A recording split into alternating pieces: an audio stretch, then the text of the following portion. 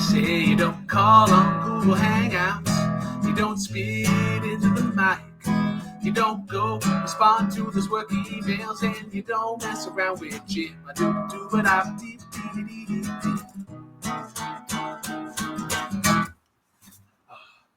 Gets me every time. Hey, Brooklyn. It's a great 30-second little build up. It's one of the best riffs for a reason. I think only a few bands play that song at work, but it's great when it pops up. Mm-hmm. Plus, Jim Croce's my guy. Upper Darby, Pennsylvania. Yeah. Let's go, buddy. So we're back with episode 11. Brooklyn, we've done 11 of these episodes so far. We have. It's almost been a full year, I guess. Almost. And then we won't do it. And then spoiler alert, guys, we're not doing an episode for next month. So we won't even be able to do one for a full year. No. Yeah, we're getting in that joke, I guess, kind of early. That's usually reserved for New Year's Eve. It's like, oh yeah, I'll see you next year, and it's like, buddy, it's 6 hours away. We've got some really interesting albums to talk about today. Yeah, you were going to say something? Go ahead, Brooklyn. No, I was just going to say, of the times that we've done this show, this is probably the toughest in terms of picking a favorite. These are all high quality albums with each having their own kind of thing to kind of make them stand out. Yeah, I would agree with you. I think I had a favorite pretty easily, but these were a lot of really good albums. Nothing that I would say is bad this time around. But let's get our guests in. First guest, we were supposed to have him on episode 2, and unfortunate circumstances came up. So we asked him back. Hopefully we won't shit on his album as much as the last time. It's Scott Harvey. What's up, buddy? Yeah, I was going to say, I had to come back to get my revenge. And the joke's on you guys because I'm going to be just destroying both of your albums. It doesn't matter how I actually felt about them. I have to do this for the sake of retribution because I think you guys just took advantage of the fact that I wasn't there to defend myself, and you just handed down 40 lashings. But it's fine. I can take it. And in 10 years, when the world views Samia as an underappreciated genius, I will be the one laughing. Don't forget, I'm the only one who gave it technically a positive score. What'd you bring for us today, Scott? I decided to do something different since last time didn't go over too well. And I brought the album I Walked With You a Ways from 2022 by the duo Plains, which is a collaboration between Jess Williamson and Katie Crutchfield, two singer-songwriters that I'm a fan of. All right. And Brooklyn, this next guest is a friend of yours. Why don't you introduce him? Yeah, so if you remember way back on Setlist, we interviewed a fellow by the name of Todd McLean, an incredible saxophonist, keyboard player, and even guitar player on his own. So he's part of many bands. One of them is one of my favorite bands that comes in at work. They do mostly R&B funk, covers and whatnot. But then within the last year or so, they've started doing a live band karaoke. So they'll go to a pub and you can sign up, and they have like a list of over 100 songs, I think that you can play with them, and are just great people to play. I've gotten to sing with them on a couple songs, and it's just a great time. And I love chatting music with Adam in particular. But I wanted to bring him on. So leader of Adam and the Foes, Mr. Adam McGregor. Hey everybody. Hey Adam, how you doing, man? I'm doing pretty well. Yourself? Good. Glad to meet you. By the way. Yeah, you too. So Adam, what did you bring to the turntable today? All right, I brought in the Miseducation of Lauryn Hill. Nice. Yeah. So I brought the album Critterland by Willi Carlisle, an album from this year actually, and I'll go into a little bit of why once we get around to it. Brooklyn, what did you bring? I brought The Late Show by Beaches, probably my favorite band to see live. Got to see them live a couple times, and they just put on a great show, and it's an incredible rock album, and they're from Canada. They're from, I believe, Hamilton, Ontario. Homer. We were supposed to have Payson Johnson, host of the Cinemaster Reviews, Usually a movie guy, but he's getting a little bit more into like deeper music. Unfortunate circumstances came up, so he brought the first album that we're going to be talking about today, which is Aladdin Sane by David Bowie. I'll start us off with this one because Payson actually messaged me beforehand with some quick thoughts on everyone's albums. And he said he brought this to the table because compared to a lot of the other 70s 70s Bowie albums, this one isn't talked about as much, even though it's prime Ziggy era. Plus, this might be irrelevant, but maybe his best album art, which I might agree. Except Spiders from Mars, that one's better. So I'm a musical theater actor, and because of that, this shit's right up my alley. It like there's a lot of cabaret elements to the songs on this album. Like I can just imagine him in like a black box stage, just in like whatever getup that David Bowie wanted to be in, with the Aladdin Sane makeup, just like strutting around with like just like whipping the cord of the microphone as he's singing a lot of these songs. It's just wild, absolute fun. The thing that I love the most about this album is the it just like flows really well. Like there's not a point in the album where it feels like it, except for one song, which I will spoil what that is at the end of my this discussion. But it runs so smoothly. Everything paces incredibly well. It's 41 minutes, which I'm kind of learning as we do the show that an album between like 35 to 50 minutes generally is like the sweet spot for me. And of course, David Bowie's just like such a unique lyricist that he creates these really interesting images with like the words that he writes. And you combine that with like incredible instrumentation. Like I love the harmonica on Gene Genie. I love the piano on Aladdin Sane. Saxophone pops up every once in a while, and it's always such a great addition. Yeah, it's David Bowie, like 70s Bowie in particular, the glam rock era. Like I don't know what else there is really to say about it that hasn't already been said by people a lot smarter than me. So whoever wants to go next, just feel free to jump right in. You're muted, Brooklyn. You're muted, Brooklyn. And it's not me this time. Oh, and real quick, before we jump over to you, who here has heard this album before? Okay, so Scott has. So we'll save Scott for last. Brooklyn. All right. Yeah, so if you've watched the Turntable or if you've watched like 500 Stones, you know that like David Bowie has kind of come up a lot, and I know between like myself, Andrew, and like Cody, it's kind of been a mixed bag because like Cody doesn't really like him. Like Andrew and I tend to enjoy him, and we've always kind of had the conversation of like where does he fit in the realm of music, because like I think it's fair to kind of put him in that same aspect of like your Billy Joels and your Elton Johns. Like he still has that like that blue-eyed soul kind of background to him. Like the saxophones on this kind of reminded me a lot of that, and kind of how he breaks down into madness, I guess, in some songs is reminiscent kind of an Elton John in some ways. But you can tell like just the way that he writes his lyrics and the way that he approaches songs is that he's heavily influenced by like the Beatles and like British Invasion. So it's kind of that mixed with like the blue-eyed soul, this more kind of like highway rock. And I was very pleasantly surprised by this album. I wanted to shout out one person in particular. There's two people listed on it for personnel, but I'm going to take a shot that it's Mike Garson on piano. It could be Mick Ronson or whatever. It's Garson, yeah. It is Garrison. But yeah, his work on the title track is incredible. I have it in my notes listed as perfect piano pandemonium.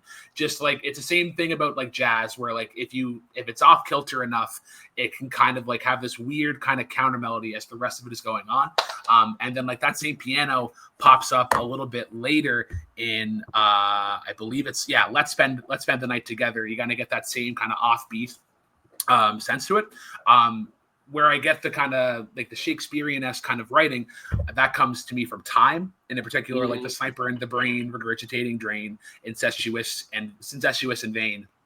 And then I found in this album in particular, the guitar is very expressive. Like they do in Time itself, they do the kind of like the ghosty kind of like oohs. And then there's one moment, and also Let's Spend the Night Together, where it does the kind of classic like the whistle that you would hear, which is something like you normally wouldn't hear unless you're like introducing somebody from the band. Just like weird kind of little sound effects like that. But yeah, this is a pretty good jam overall. Pleasantly surprised. Adam, what are your thoughts on this one? I'm very curious because I saw you like nodding along to some of the things that have been said so far. Mm-hmm. Yeah, I've never listened to a Bowie album before in my life. Wow. I've listened to lots of Bowie songs, and I've learned Bowie songs, but I've never sat down and taken the time to listen to an album start to finish. He was kind of like, when I was a kid, Bowie was somebody I didn't understand.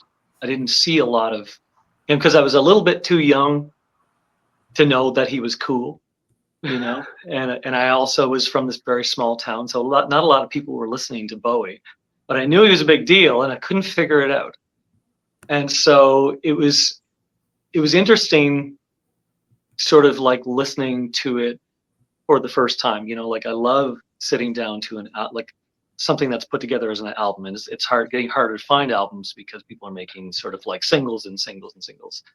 But I really appreciate when somebody makes an album. And so some of the things that I like listening to for is how does an album work together as a piece, as a single recording? Is there an overarching idea, either stylistically or these themes that I'm looking for? And there's a lot of them in this album. I thought it was so interesting. In some ways, the album was hard to listen to. Some of the songs were so like just not groovy. You know what I mean? Like Bowie at times can be so static in his instrumentation, in his rhythm section. But then every once in a while he really digs into a great groove, and so I've always known that he can do it. But sometimes he chooses to go in a very boxy rhythm sort of direction, which is typical of what happened in the 80s when you couldn't dance to any music in the 80s because it was almost just these weird rhythms and not so groovy like Motown had been.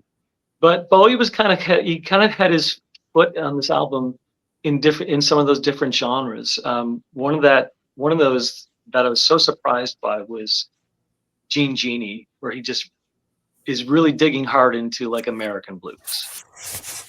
Even on the verge of like Southern rock, like that's a song that I could hear like the Allman Brothers singing. Yeah, like that's amazing. Like it's cool that he still sounds like all the other songs in the album. They kind of have a cohesive sound. Things like the piano, as you mentioned, like that really draw this album together a lot. And you hear really interesting, instrumentation on what was it, Lady Grinning Soul.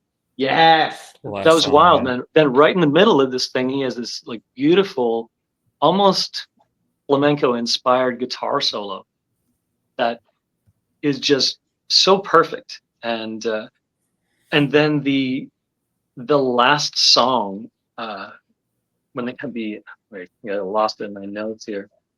Oh, I guess it was On Time is what I was thinking of. I think that was definitely my favorite song, where he got to this real high point in the album where the backing vocals on this album are really something. The la la la's On Time in the last section of that song are just so majestic.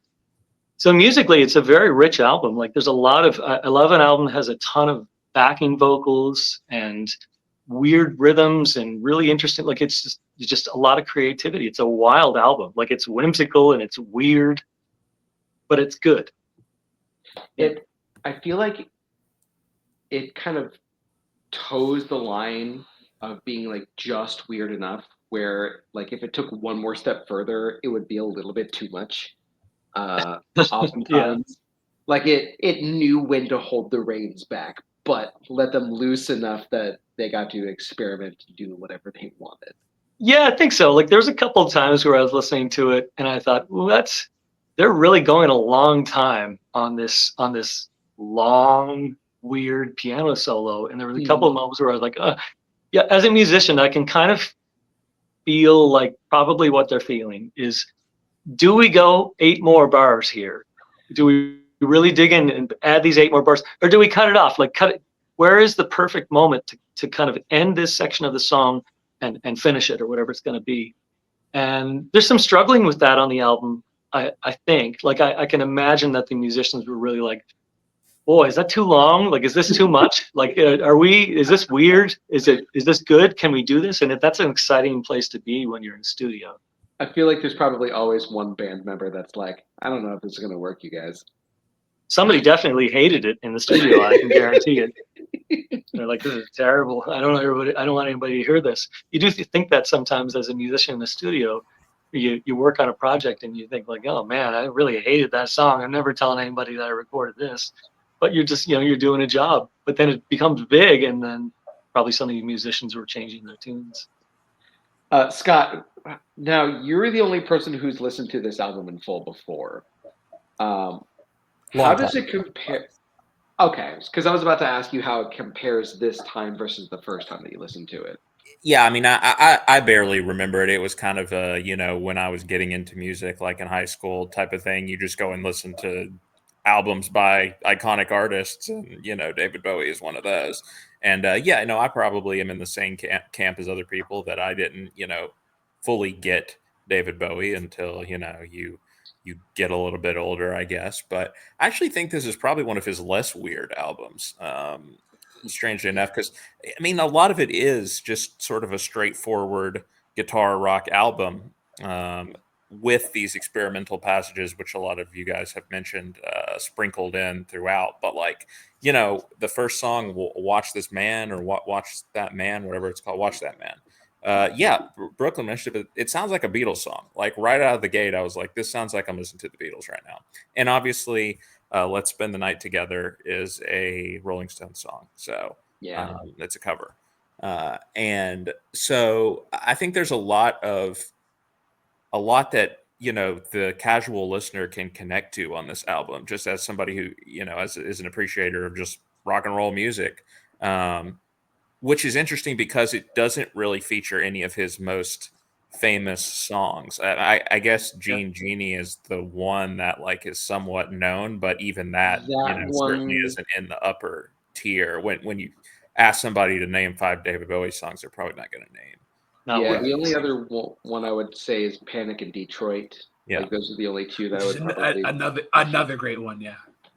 Yeah. So I think for me, I can just appreciate that Bowie, as experimental as he can be, is also capable of making like a really good, just straightforward hard rock, glam rock album, which this is in a lot of places. But yeah, I think the best moments are still when he has those experimental flourishes, like you guys mentioned, like sort of the jazz freak out that happens in the title track with the piano, with the horns that come in. Panic in Detroit has like those conga drums going during the song, which I thought was pretty sick. And then, the piano comes back on that last song, Lady Grinning Soul. Yeah. And there's just a few moments like that throughout. I think it could have been a little bit more interesting vocally from David Bowie, because he is, what he can do just from some of his more iconic tracks, vocally. And like, I don't know that there were enough of those moments. Like, again, to keep coming back to it, but listening to Watch That Man, I was like, I feel like I could be listening to John Lennon right now singing. And so I would have liked to hear a little bit more of that distinctive quality. But it does come up at times. I think Time, which was mentioned, is a good example of a song which is kind of Like I feel like only Bowie could have made that song. So it's a really good album, and it's a good pick by Payson because it's not. It came right after Ziggy Stardust chronologically, and it just didn't have the same impact, I guess, or I mean, I don't know. Obviously, I wasn't alive at that time, but at least looking at it now in 2024, it certainly doesn't seem to have had the same impact as Ziggy Stardust did on David Bowie's legacy. But it's a really good album. Sometimes the unfortunate punishment for some pieces of art is following up something that everyone's already called a masterpiece. Yeah. Like you see, like, I don't know, The Godfather 2, and you automatically think Godfather 3 is just a horrible piece of garbage simply because it's after The Godfather Part 2, and it's not as good as that. Even though it's still not the greatest thing. Yeah. But yeah, pretty good. I think it's a little wild that we're still calling this album. It's a weird album. It's still a very daring album for, a really big star to do. I think that's really what's surprising to me is that I thought to myself sometimes, does he not feel pressure? Like, how does an artist kind of be able to do something that's so weird and not feel that pressure, I think so the fact how I'd respond to that, I guess it'd be just like he has so much confidence in when when he performs or like when he's writing, and you can really hear it throughout. Just like whenever Scott was talking about his vocal performance, I found that he was really like accentuating the lines and kind of giving that like glamorous, almost like for the first name that kind of pops up, Freddie Mercury-esque, but that kind of like that over the top sort of delivery. Yeah. I mean, I think also with it coming after Ziggy Stardust, I feel like he probably thinks he can get away with just about anything because Ziggy Stardust was such a successful and well-received album.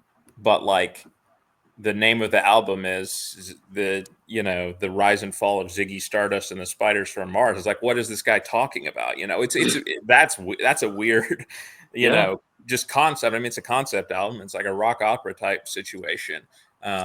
He invents this whole band. He invents this alternate persona, and he has massive success with it. So I think, the fact that it's, he probably feels a little bit more confidence at this point in his career because he's gone out on a limb and it's paid off for him. And so now he's kind of making that his brand. Well, what an exciting place to be in a creative place where you feel you can do whatever you want. Because most artists, once they get big, they feel that that's the only thing they can do anymore. Right. Is just the thing that they have already done, and that's the pressure they feel. I just heard Billy Corgan talking about this very thing with the Smashing Pumpkins, where there was just so much pressure to make the hits, to copy the hits and make something, that the record company would be happy with. It's why so many one-hit wonders end up basically just kind of re-releasing the same song in just a different packaging. Absolutely. All right, so with that, let's wrap this one up. Payson has sent me his score and his favorite song. He forgot to give me his least favorite songs, but whatever. So he gave this album an 8 out of 10. And he said his favorite song on the album is Time. I am giving it an 8.75. There is a lot of great elements in it. I will say the one thing that kind of hurt it a little bit for me was I didn't quite always love the production on Bowie's voice. Great singer, obviously, but sometimes it could get a little lost in the mixing. And the one song that just always kind of completely halted the flow of the album overall for me was Crooked Actor. That one was just too stilted for me, and I could not get into the groove of that one at all. And it would always bring, as I said, the album to a screeching halt for me. Let's go to Brooklyn next. So I almost did the gosh darnest because I gave it an 8.7, but thankfully you added the 5 after. So we didn't copy scores. My general thoughts on the album: if you if you have moments where everybody can shine, you're gonna get a thumbs up from me. And I really got that with that. Like I love jam rocky kind of stuff, and you kind of get that sense throughout the album. Funny that you say that Crooked Actors is your least favorite. That is my favorite song, because I feel like it's kind of this interesting stepping stone in rock. Because whenever I listened to this for the second time, I found that it wasn't too far off from like Shine On from the Beatles. Like that's like that very same kind of like the very heavy, I guess, on the riff, on the guitar and whatnot. And then I heard this and I was like, oh, you know who I bet really loves this song? Dave Grohl, the Foo Fighters. Like they've kind of taken the sound and kind of made it into their own. So I appreciate it for that moment. My least favorite is surprisingly the closer, Lady Grinning Soul. Wow. Yeah, so I like the arrangement of the song. It reminds me a lot of Hotel California. Kind of has the same progression and has similar kind of lyrics, but it's just, I don't know. It's a little like it was the first time when I listened to the album and I noticed like, all right, this is the David Bowie weird that I've kind of come to know and love. And after like everything else before being like pretty straightforward other than Time, I just wasn't sold on it. All right. Oh, I also forgot to mention my favorite song. My favorite song is the title track. Even though Lady Grinning Soul, real close second. Let's go to Scott next. I'm giving it an 8.4. I think it's really good. I enjoyed technically revisiting it, but really just felt like visiting it for the first time. My least favorite song is probably, we're going to have a cat cameo here, but is Let's Spend the Night Together, the Rolling Stones cover. I just don't think it really added anything to the song, the Rolling Stones original song. So that's kind of where I was at. It just felt weird in an album that is otherwise kind of pretty unique to him. And then favorite song, Panic in Detroit. Or should I say Panic in Detroit? Because that's how he sings it. And I've been having to stop myself from just singing that one line over and over again the last couple of days because it gets stuck in your head. But I really like the song. The guitar riff is really good, and also, again, like I mentioned, those like conga drums that are going in the background is like one of the great sort of more idiosyncratic moments on the album. So good stuff. All right, and Adam, wrap this one up. All right. I would say my favorite song was Crooked Actor. That has a great groove. Has a great guitar playing as well. Really enjoyed that. My least favorite song, right? You know, I would say, and I'll qualify why it is. Aladdin Sane. We are on opposite ends of this plate. Then I'm with you on that one, Dar. It's a fearless sort of piano. No, yeah, I just don't think that it has. It's a weird start to the album, and I don't like the singing, and I love the instrumentation. I'll give it that for sure, but I don't love the singing. I don't love. It's just weird. It just doesn't groove for me. So, but it's not bad. I don't hate it. It's just the least favorite on the album. As for what I would give to the album overall, I would give it probably a 7.5. There's a lot of bass in the mix. It made it kind of hard to get out of the way. It was so prominent in the mix that it just kind of overtook the rest of everything else a lot of the time. But I just thought it was a very creative album. So like I really enjoyed it.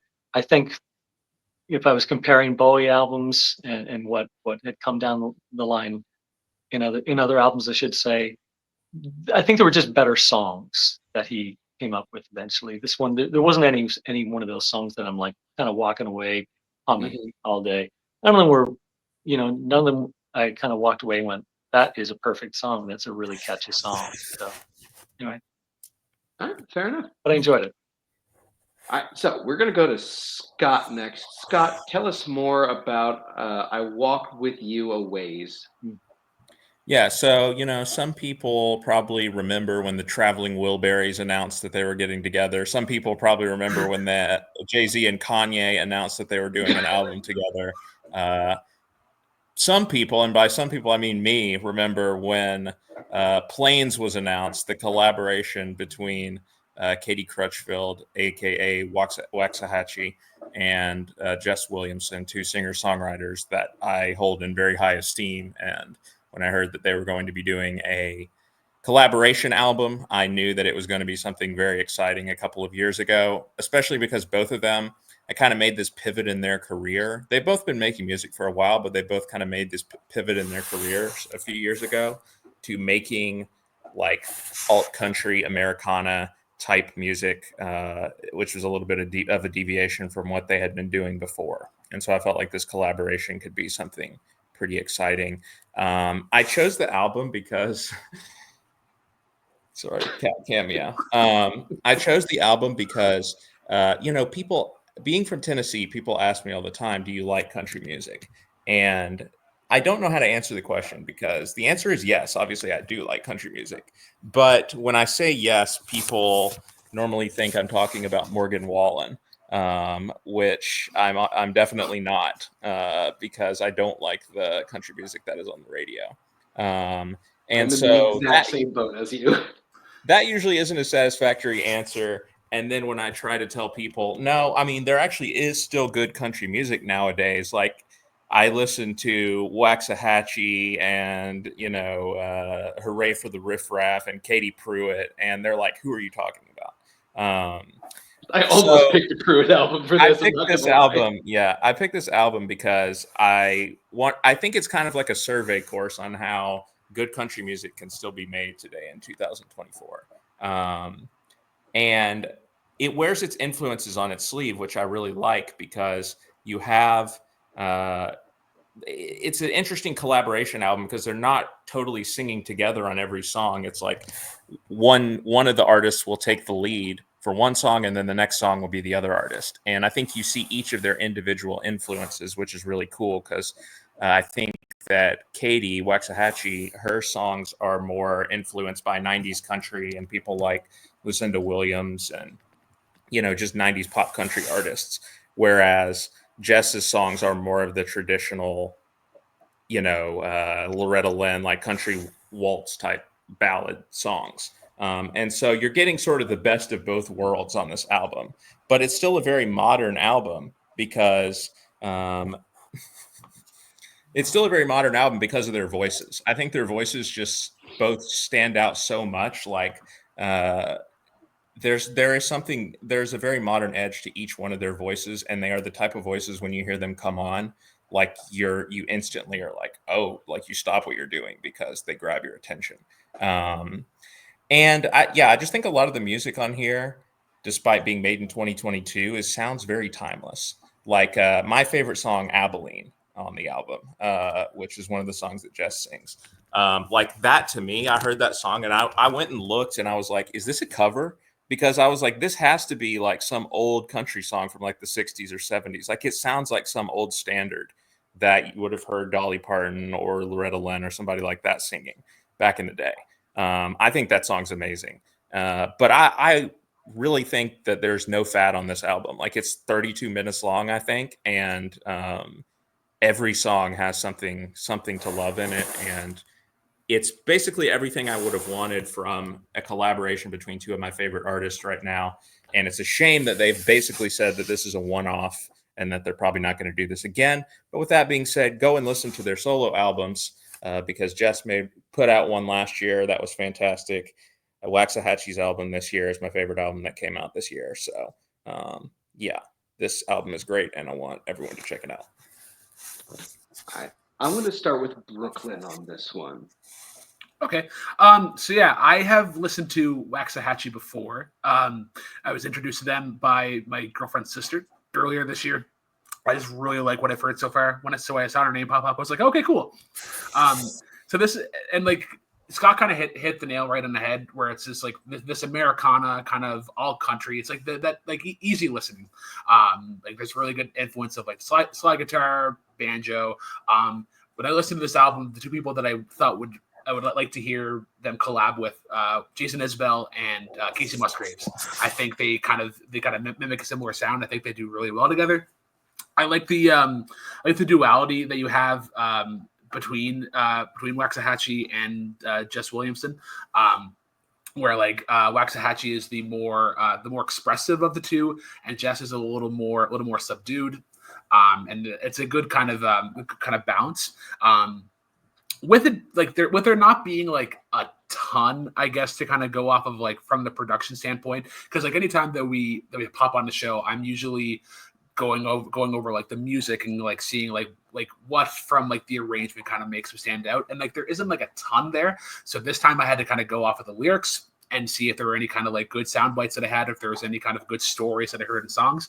And there were some really good ones. I really like In Problem with it, On the County Line, I'll Be a Songbird, Softly Heard. And Hurricane, I really like the line like Sweet as Honeysuckle, When You Want a Pocket Knife. In terms of like an overall story, I really liked No Record of Wrongs, and it's just kind of like how it's like this sense of being overwhelmed, like with falling in love and like trying to like control the emotions during it. There was one moment that I kind of rolled my eyes, like when they said like love is patient, love is kind, because like if you've ever been to like a wedding, in particular a Catholic wedding, you hear that every time that you go. So like it just came off as like cliche for me, but like I understand why it had to be in the song. The title track itself, as the closer, incredible closer. I just like that as kind of the send off. But yeah, this is again like a really good time. If I had to give kind of like a perfect time to listen to this is like a Saturday afternoon. Just kind of throw it on like while you're spending time with family. Adam, I'm going to go to you next because I've got one thought on this. Sure. Yeah, what an interesting endeavor it is for two artists who are doing different things to come together and to make an album together. I would think that would be a difficult creative process for so many reasons. Not that I think that they would just instantly not get along or something like that, but in the back of your mind, you're negotiating all the time with creative decisions. So you've got to, if the other person writes a song and they're really happy with it, well, who is going to make those decisions as to whether this song actually belongs on the album and whether this other song shouldn't be on the album, and so on and so forth. And the album sometimes does feel like that a little bit. Like there are some real big stylistic sort of like differences, and I would say in terms of song construction, there's some really great songs on here. And then there are there are a handful of ones that I probably wouldn't see go ahead on an album. Folk albums are sometimes interesting to listen to because if you understand that type of fan, well, they don't stray outside of the bounds of, they don't get very daring with their recording. It's pretty much like, well, this is what the band sounds like. It's just this is us. This is us in the studio. So there's not a lot of room typically for really weird interpretation or whatever, or that sort of thing. But the mix is it's kind of aimed toward a certain demographic, I think. Here in Canada, we got like the Ennis sisters, and we have the Rankins were a famous. It is kind of got a foot in the folk scene and a foot in the country scene sometimes, and so it is a little bit limited in how it can be put together. But I enjoyed it that it's just a songwriter's album, that here's a collection of songs. It's difficult sometimes when you're collaborating for it to feel like an actual album sometimes, and sometimes it does get there. You have that, even that cohesive sound. I was really impressed with Problem with it, and I thought, man, like this could be a song that somebody like Kathleen Edwards could sing. Like this sounds like one of her songs, or the Canadian band Blue Rodeo. It's certainly in that vein. It's got that kind of guitar sound in there that Colin Cripps would make, or Greg Keeler or something like that. Some of these great guitar players that would just give that perfect. It's just a perfect alt country song. It's just perfect in the genre. And then some of the arrangements really drift off towards the real traditional side, and I bet that sounds amazing live. but they do kind of have this. Their thing is the 3-part harmony, and most of the arrangements kind of end up there. Like it's cool, but and that's kind of their trick. That's what people want to see. It's like that's their thing. I can see, so you can feel where each arrangement is often being pushed towards this 3-part harmony. In fact, the first song on the album was 3-part harmony from start to finish, and it was a really beautiful song. Not a lot of recording dynamics, I wouldn't say, but yeah, that's their thing, and I think that's what people are going to really enjoy about an album like this. So I like this album. I think this is a very good album. I think my biggest problem with it, though, was that I see what you did there. Problem with it. I'm glad someone picked up on it. Is that it kind of started to plateau a little bit halfway through. Like some of the songs started to kind of like blend together and sound very similar to each other, and then it kind of like fixed itself towards the end. But like the production on this album is just it's fantastic. It's beautiful to listen to. The harmonies are just absolutely gorgeous. I don't know if anyone else aside from me knows who I'm about to reference, but the other act that this reminded me most of was actually more Meg and Dia, the Frampton sisters, because like it had that like very sweet earthiness attached to it that's just so comforting. And there are some lyrics on this album that are fantastic. I'm gonna spoil this ahead of time. Bella Fatima is my least favorite song on the album, but it's got my favorite lyric in the entire album, which is "Then I'll slip through your hands like a boy born with no name." Like, what a great line that is. It just sets such a painting with its words. Yeah, no, this is a very, very good album. I just kind of wish that it tonally and maybe even like maybe tempo wise like switched up a little bit towards the middle, but otherwise it's an amazing sounding album with like really great work on it. Any other last thoughts on this album before we send it on down? Yeah, they're both amazing songwriters, and like I said, go check out their solo music too, because yeah, you're talking about the lyrics here. I think some of their solo songs have even better lyrics for me. So. Interesting, because I've never listened to either of their solo stuff. I knew of them, Yeah, but I've never listened to them. like I said, if you want the more alt country stuff, which again I think is where they're both at their best, it's Waxahachie's last 2 albums and Jess's last 1 album plus this one. So highly recommend Scott, if you like Waxahachie, I would really recommend checking out Tara Lightfoot. Okay. She's another kind of like Canadian, kind of more into blues, but a similar sound. All right, I will make a note of it. All right, so with that being said, let's wrap this one up. Scott, give us your favorite, your least favorite, and your overall score for this album. Yeah, my score is a 9.5. I mean, I think for what it is, it's pretty much right on the bullseye for what it aims to do. Like I said, I don't think there's much fad on it, and I do think there's enough variation. And I mean, there's some ballads and waltzes, but there's some more, up tempo, more pop country type songs as well too. And not to mention just the variation in their voices. I think it's a pretty perfect collaboration.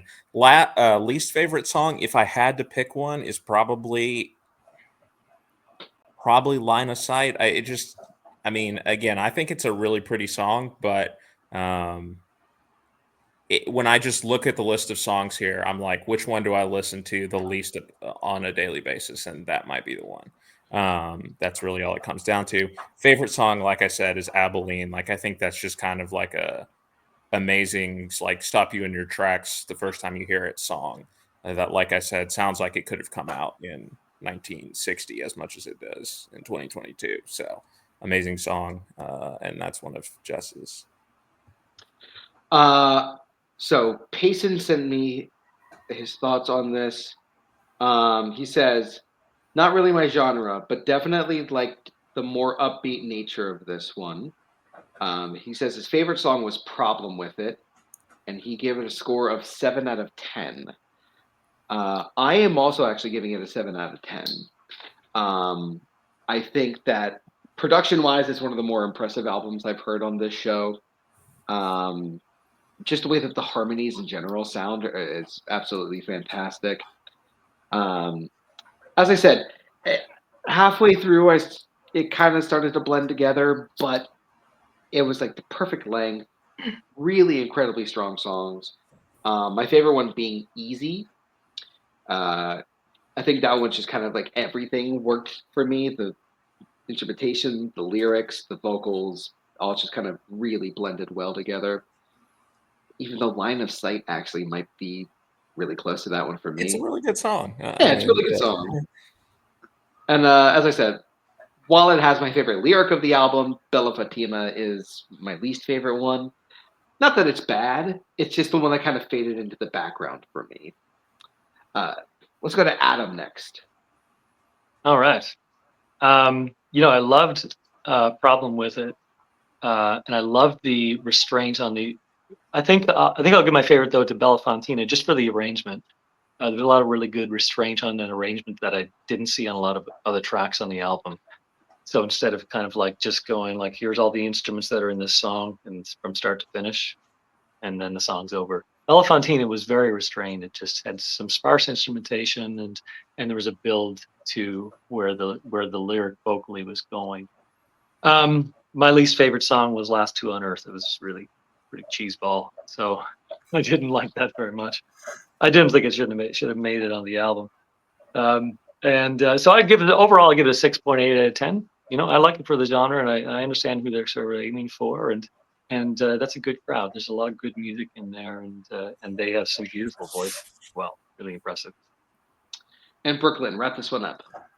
All right, I'm giving this an 8. I had a great time with it.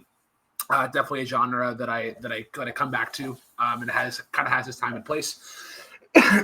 2 for 2, I guess, on favorite songs that were somebody's least favorite. My favorite is Line of Sight. It's the most like folk rocky of the bunch, and it's my favorite Waxahachie performance on the record. And I just it's the one that I'll probably go back to the most. My least favorite, and I wouldn't even say it's like a bad song, is Summer Sun, the opener. I couldn't find anything to kind of be like, oh, like this is the thing we need to talk about this song. I just like kind of similar to like Last Two on Earth and a little bit of like Easy. It's just kind of there on the album. Okay. Well, Brooklyn, we are going to you next. Tell us more about Late Show by the Beaches. All right, I've been so freaking excited to talk about this album. I guess a little story beforehand. This album actually almost got brought on last month by Andrew. And last month I had done Not For Sale by Cardinal Fischel, an album that I hadn't really listened to a ton before. So this time around I wanted something that I was more familiar with, and I wanted to pick my favorite band to go see live. I've told the story before, but I'll say it again. I think it was 2016 or 2017. I got to see these guys in Halifax. They were opening for July Talk, another band that we've talked about on the show. And at this point, they didn't have out any albums. I think just like a couple of EPs. Fascination was their big song, and at that moment, I was really focused on Eliza Edmond McDaniel, their drummer. She was giving really good performances and just kind of carried the heart and soul of the band. And then I saw them 2 years ago in Boston when they had opened for the Foo Fighters, and that is when I fell in love with Jordan Miller, the vocalist and the bassist of the song. Because what an incredible voice that she has, and you can just really hear the influences throughout. Like first and foremost, these guys are heavily influenced by Heart, that like very like a beloved Canadian rock band. And Ann Wilson has this incredible voice, and she really kind of mimics that. But there's just like there's really isn't a bad song in the bunch on this album. Like from the opening track, Back of My Heart, when she hits that like "tell me to come down" line, you just hear like the emotion that she has, and like even that one is like very reminiscent of like White Stripes and like Arctic Monkeys. We get to where is it? Like Keeper reminds you a lot of like the Strokes. Another great Canadian band that they can kind of hear influence of, Sloan. You hear that in a couple of tracks. But like the big singles off of this one would be T-Shirt, The Late Show, and Keeper to a sense. T-Shirt just has this great kind of riff to it, and then it's probably one of her more expressive ones. Like I love the line like "Don't take me so serious, I just like to make a fuss," and how they kind of like slow down or like intentionally kind of take a pause before they get back into it. And then just like that pre-chorus in general, like "I want you to give me something that'll keep me wanting more," just kind of the rhythm of how those words go. My underrated track on this, or one that I think that a lot of people will love, is Gold.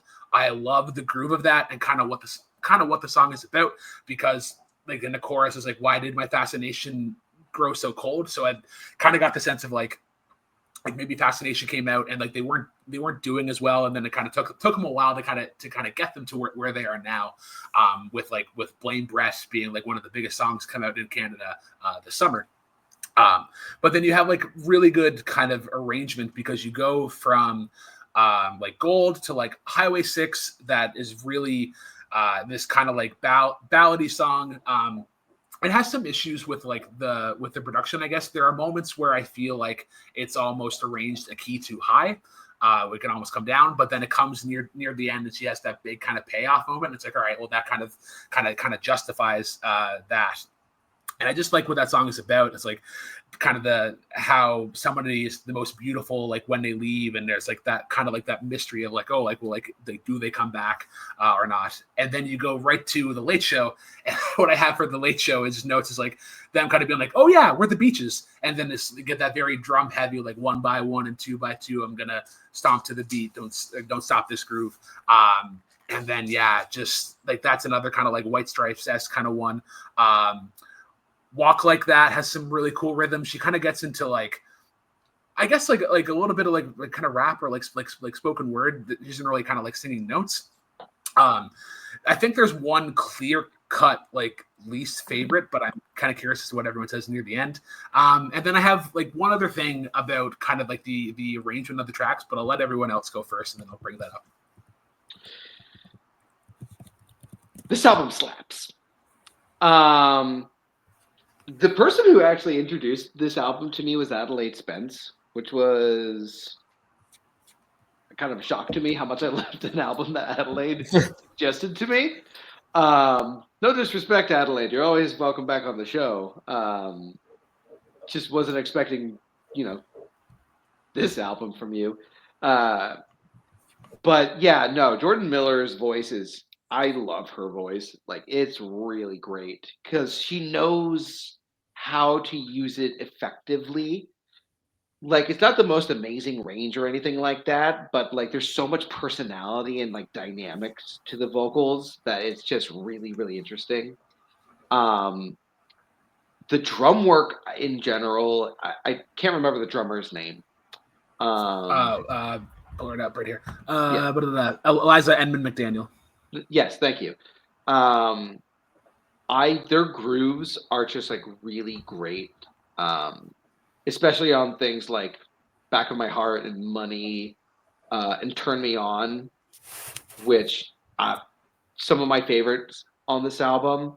Because sometimes their grooves can like, they're just escaping stilted for me. Like, they work, but if they were just even slightly off, it would be exactly what I said, stilted. But there are some moments on here that, like, the bass line on Highway 6 just creates this really tense, yet, in a way, sexy kind of atmosphere. And then songs like, where was it? Money kind of reminded me of like the Barrett Strong song, money, that's what I want, but just like an updated like girl rock version of it. Yeah, no, this album slaps. I love this album a lot. I can't wait to eventually get it on vinyl. Let's go to Scott next. Yeah, not being from Canada, I came to the beaches a little bit later, but I'm also a big fan. And yeah, it was. I guess it was when Everything Is Boring came out. Was kind of when and I don't remember if that came out before or after Blame Bread in the single list. I But think it's a little bit before Blame Breath. yeah, but same album, and so that kind of got me into them. And then I went back and listened to all of their old music, including this album. So I have heard this album multiple times before, and yeah, it's a lot of fun. I think they're just a fun band in general. Brooklyn, I'm surprised with your name dropping of Canadian bands that you didn't mention that this album was produced by James Shaw and Emily Haynes from Broken Social Scene and Metric. So I'd be in trouble. Yeah, I'd be in trouble not mentioning them because that's one of my girlfriend's favorite bands. And Broken Social Scene is a thing we can do an episode of, like in itself, because there's so many rotating members of that band.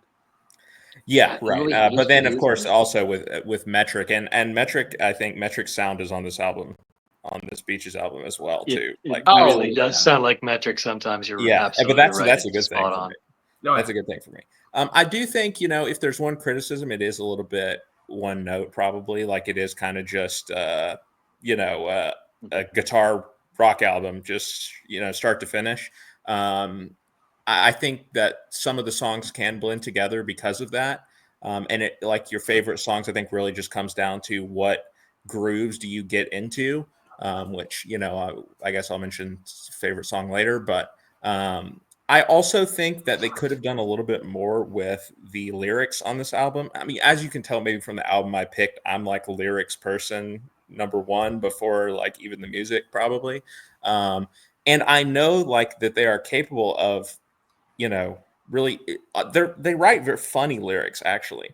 Like, yeah, they do.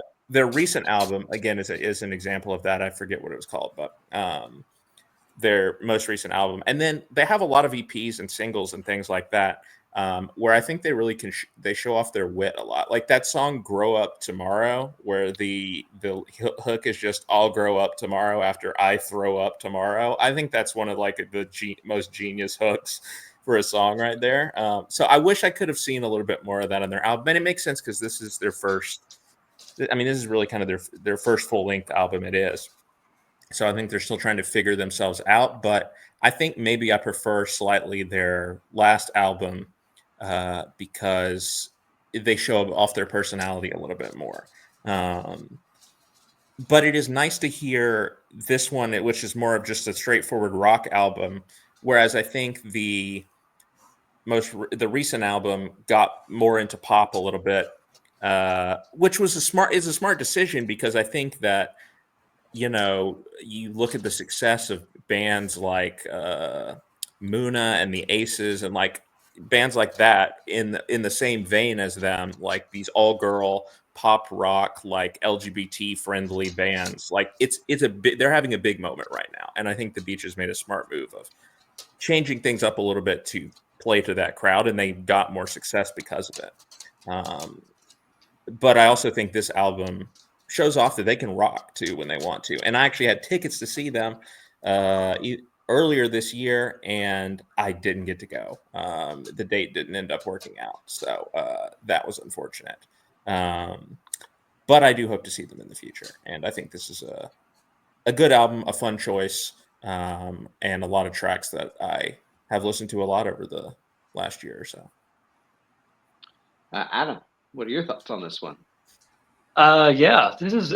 I thought it was interesting. I didn't know before I came across this band that it was an all-girl band, and like typically when I'm in musical situations, I've been through so many situations where I've had all guys in the band, and so these days I really like. I've learned over the years I always like to have a girl in the band if possible, at least one. Because they bring a different creative energy and just a different energy overall to the band that I find lends itself really, really well to creativity, for taking a bunch of dudes in a direction they normally wouldn't go.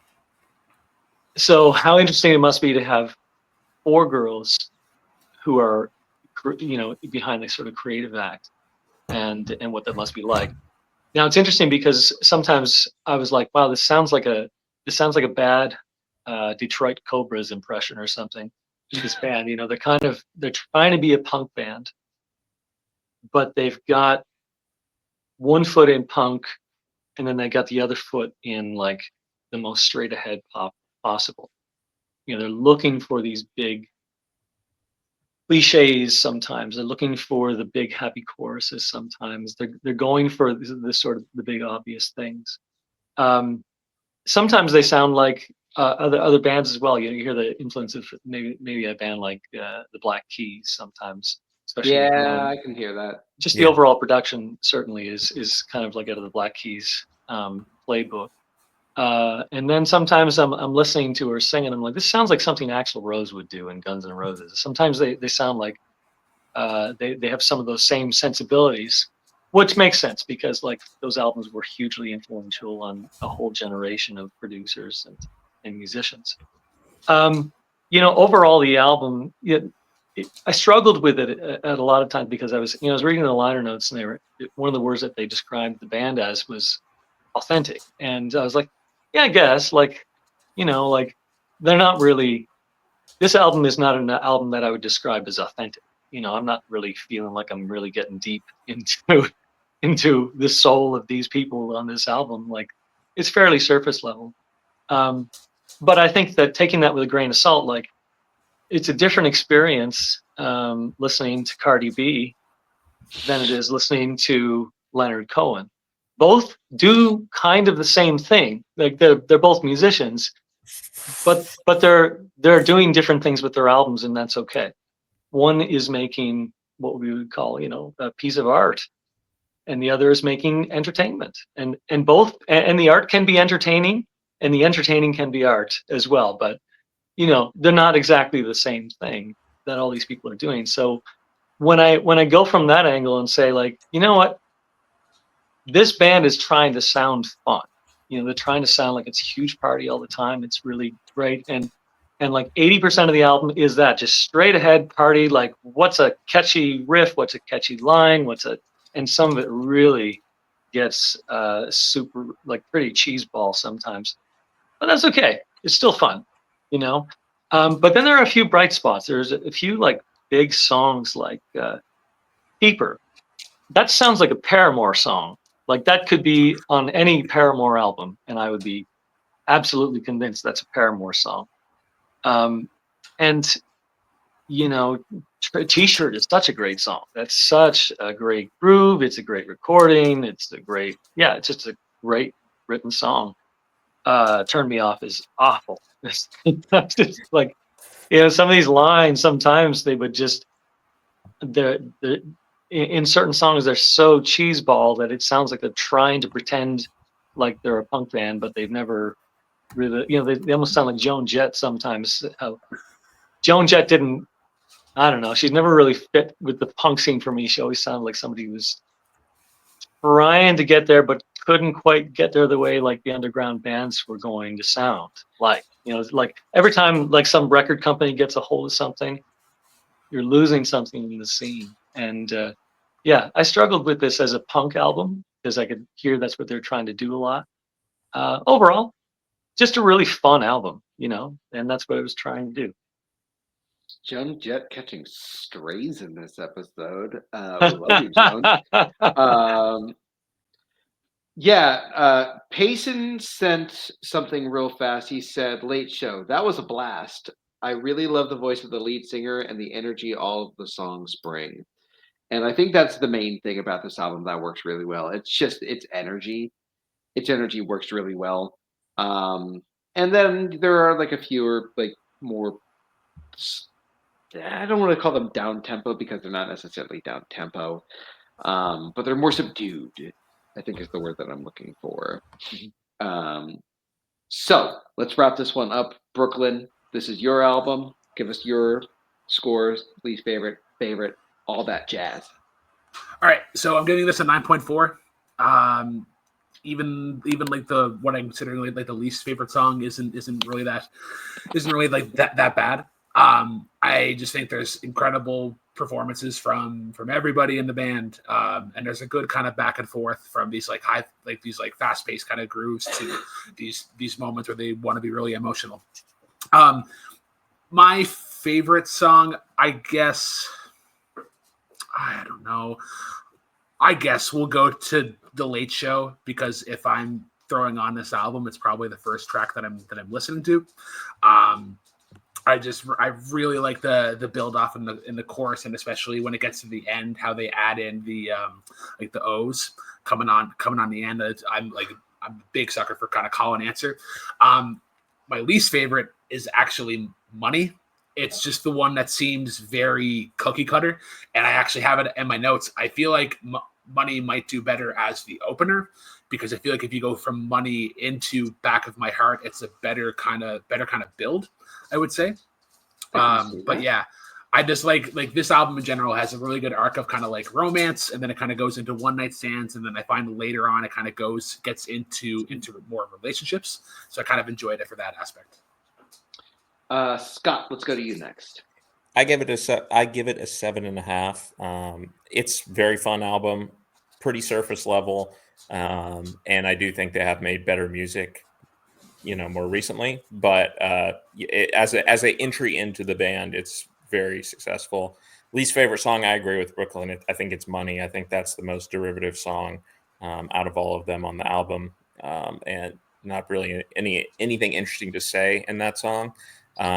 Favorite song, I was a little bit of a toss-up for me. I really like Gold. I really like Sweet Life.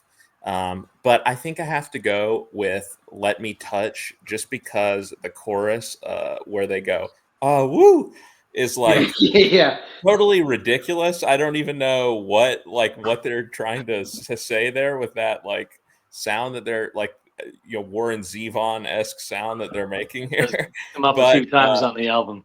Yeah, but it has been stuck in my head, and I kind of think it's like a brilliantly silly hook now, and so I'll give it to Let Me Touch for that reason. Okay.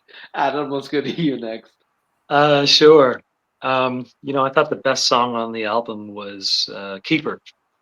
Keeper is a great song, just kills. Really great arrangement, great instrumentation, and it's catchy. It's got everything. So it's a really cool song. My least favorite song was Turn Me Off. I think I already mentioned that though. So overall, I'm going to give this album a 6.6 out of 10. Okay. Payson gave the album an 8.5. And he picked his favorite song being T-Shirt. I am giving this album an 8.9. It's like just this close to joining that like 9-point range for me, but there are a few tracks that like I need to actively listen to actually remember how they go. My favorite song on the album is Highway 6. There's just something about the way that the bass line incorporates with like the organ or the keyboard. It's just like this brilliant like atmosphere that they create, and the buildup is so perfect. Like, is her voice like absolutely perfect, like pitch perfect on this song? It really does have kind of a Florence and the Machine type of vibe, doesn't it? Exactly. Yeah. My cool. least favorite song on the album is Gold. I think Gold was the one that I thought was like the most cookie cutter one. Wrong. Like, I was like, all right, I get it. And then we're moving on to the next song. So I'm picking everyone's favorites as my least favorite this episode. So it's that kind of night. Can't have a perfect day. But with that, we're going to be moving on to my album, which is Willi Carlisle's Critterland. So I am a big fan of Mark Grondin, the music critic, also known as Spectrum Pulse on YouTube. I think that he's very well spoken, very knowledgeable, does really good, really interesting like work. and he put this as one of his favorite albums of the year at his mid-year list, and I was like, oh, okay. And then I heard the title track for the first time, and I was like, oh, I need to hear more of this. And I'm so glad I did, because with the song Critterland, I really liked it because I think musically it was really interesting, but then there were some lyrics in it that just really caught my ear. Like the line about God in the bridge, I thought was just like such a really great moment. And the line about how he's called a queer and a communist by like a lot of the people around him. Um, and then I'm so glad that I listened to the rest of this album, because you get into some incredible work lyrically, like the arrangements about how his father was not a great person, but now he's a father, and so he's like coming to terms with like things like that. The relationship with his mother on Dry County Dust being really beautiful. Two-Headed Lamb being like this almost like bar song. That and I Want No Children being like this almost like country gospel piece, which is like for lyrics about that, what that song is about, you wouldn't think that they would go together, but it's a harmonious idea. And then you end it on basically a 7-minute spoken word piece about a marijuana dealer and a corrupt sheriff. And it is just the most fascinating thing that I've listened to in a long time. And it ends off on like this 15-minute little banjo piece just to like wrap it all up. I think it's an incredible album that if you are a person who is into obviously it's very country heavy, like bluegrass kind of music. But if you're okay with that, if you're somebody who's like really into the lyrics of a person, this is an album that I think absolutely stands head and shoulders above a lot of other things that have come out this year. But that's my thoughts on it. Whoever wants to hop in on this one, just go right ahead. I think this is an album where maybe the ambitions sometimes exceed the execution. Okay.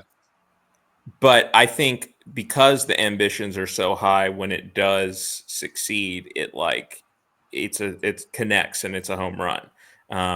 And I think that it starts off like really strong. The first 4 songs were all had me.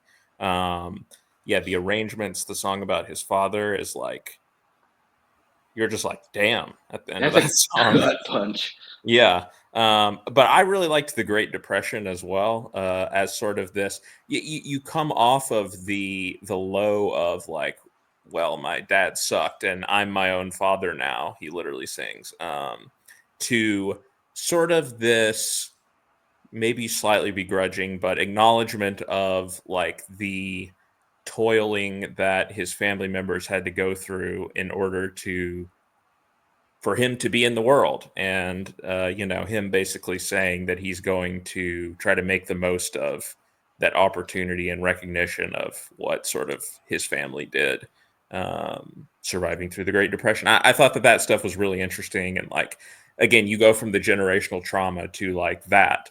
The 1-2 punch of those songs, I think, is, a real highlight of the album. I think the album kind of like loses its way maybe a little bit in the middle half, with a few songs that were a little bit meandering for me.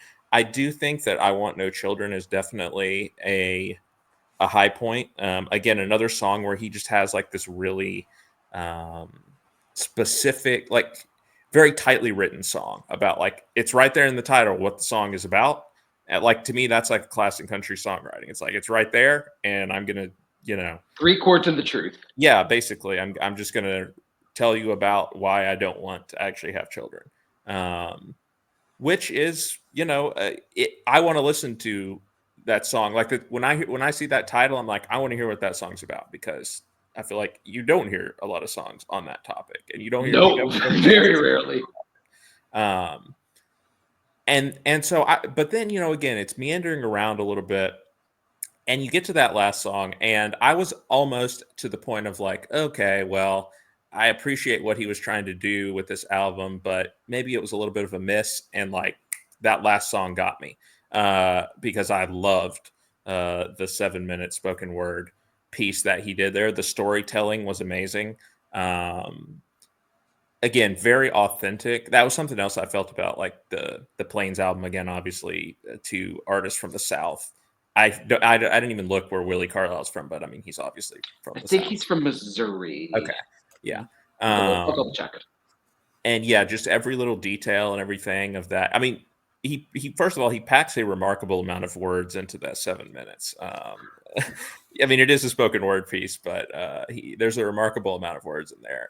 But I was hooked from beginning to end, and it left me on a note of the album feeling like I think that the highs of this album are high enough to outweigh the lows for me. And it really, I mean, he really is an interesting artist. His voice is very unique. It has, a twang to it that can't be faked, can't be manufactured. And I definitely want to hear his music in the future, because I think if he, refines things a little bit, he can make an amazing album. And this got close at times, but it just it didn't quite have the whole package for me. Fair enough. And fact check, he is from Kansas. Okay. Not the South. I'm going to be a little bit of a snob here. It's not the South, but it's rural, it's rootsy. I get where he's coming from. It's the South with their pinkies up. Yeah, sure. So you had mentioned this album, I think even a couple of months before we made the green room for the show, and you're like, I'm going to be talking about this album in particular, the last part, the spoken word. So it's kind of had high expectations going into it. I've been looking for this sound for a very long time. The very minimal songs that I've tried to write myself have tried to come from a queer kind of country perspective. And I really like what he's going for here, because there isn't really any like male queer country artists that are kind of like in the mainstream. And if there is a song, like I know there's one Orville Peck, but he's like borderline. Yeah, I know there is one song that has kind of gotten big on like TikTok, but I feel like it's more of like a comedy song than it is meant to be like kind of like a serious song. And I just liked that he was able to kind of pack all of these stories and everything that he wanted to say into sounds that we're all kind of pretty familiar with. Like the arrangements is definitely like his ode to Johnny Cash. The Great Depression seems kind of like a spiritual successor to Mama Tried and Merle Haggard. When the Pills Wear Off reminds me a lot of like Brad Paisley. Dry County Dust. Yes, Banjo, do you agree? When I heard Dry County Dust, the voice that it reminded me of was actually Gord Downie. That same kind of like marbly kind of draw and whatnot. But yeah, I agree with the line of like they think I'm a queer and communist, especially like being from Kansas, kind of like the backlash that gets and whatnot. Higher Lonesome, also like a very like American folk kind of Bob Dylan-esque song. I got to the line where they mentioned Philadelphia, and I was like, oh, that's why Andrew likes this song. Well, yeah, name drops it. Homerism, but yeah.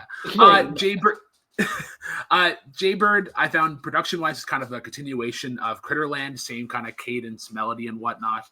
I do want to talk about that closer, because I feel like I'm going to be in the minority when I say this. That was a stylistic choice.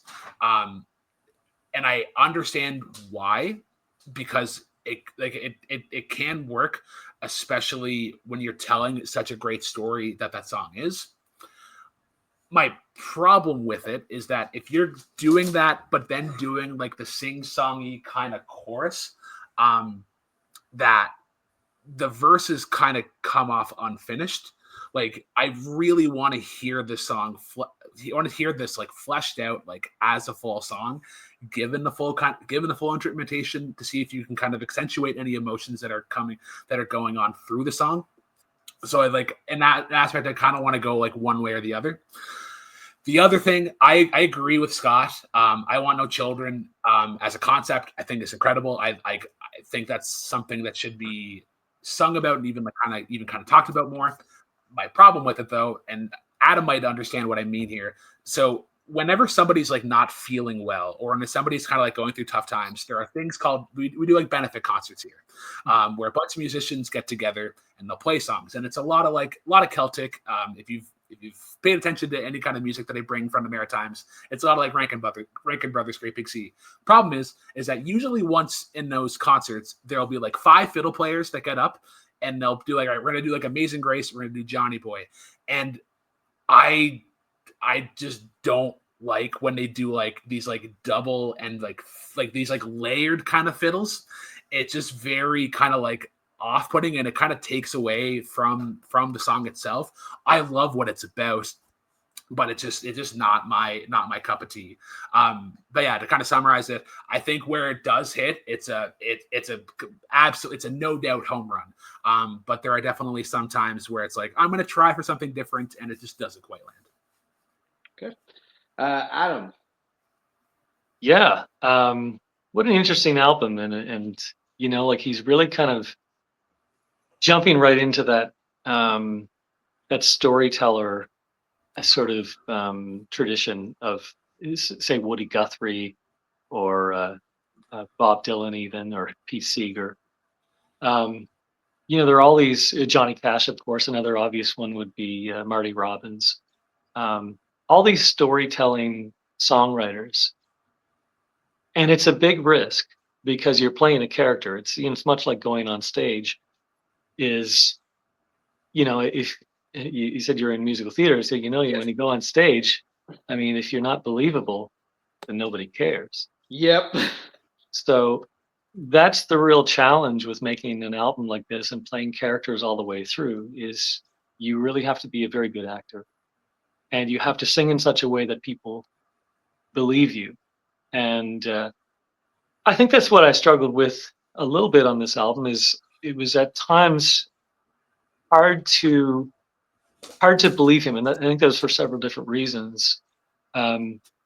Sometimes I could tell that he was. It felt like he knew he was being recorded. You know, you want an album to sound spontaneous, and it really sounded like he was trying to stay on top of his notes sometimes and really be syncopated with the beats so much that it lacked a little bit of feeling. So you would think of the way that a singer like you know, take the Robert Plant and Emmylou Harris albums. I mean, the way that they sing on those albums, you can feel the emotion. And sometimes on this album, like the poetry really is something else. It's like lyrically, this album is so rich. It's just not very catchy. Like the music is the poetry is way better than the songs are. You know, it's not there's not any one song that I kind of went like, oh, he's really got a grit. Like the melodies just aren't really there vocally for me. You know, there was some really cool stuff on there. I thought that the arrangements was such an incredible song.